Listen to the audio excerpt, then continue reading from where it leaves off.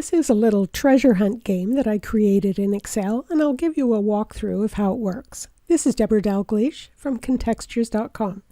There are 5 different games you can choose from. They all work the same way, but they have different symbols in the grid. So I've got Fish Hunt.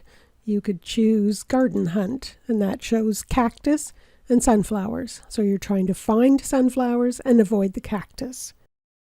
To play the game, you type 5 numbers between 1 and 25. Those match the grid numbers, which are shown below. So I found 3 sunflowers, 2 cactus, and it says, good work. The setup for the game is on a sheet called Lists, and here's where you can adjust how difficult the game is.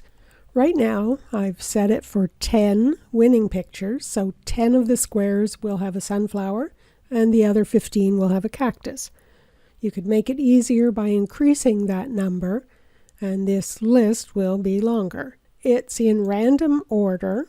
You can manually sort that, or you can use the New Game button on the other sheet, which will do the sorting for you. The other thing you can change here is the message list. So we've got scores from 0 to 5. I've entered a short message, and you can change any or all of those to something you prefer. To play, click New Game. That clears the board, the list, and now I could choose a different game if I like, maybe Hoppy Hunt, where I'm going to try and find rabbits and avoid the kangaroos. Next, I'll show you how this grid works. So I'm going to select all the cells, and you can see that there's a formula there. First, it uses COUNTIFs to check the enter numbers. So these are the 5 numbers in the blue cells, and compare that to the number of this cell.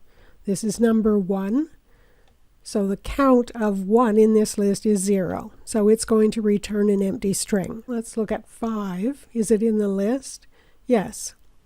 So is it in the win list, which is the 10 numbers at the top of the sorted list on the other sheet? So if it's in the wins, then it's going to show the win character in the cell. So for number 4, its number is in this list, but it's not in the wins, the 10 numbers at the top of the list, so it shows the lose character.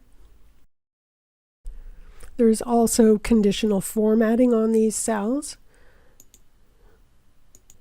For the win characters, it's going to be a yellow background and black font, bold. For the lose characters, it's going to be a purple background with a white font.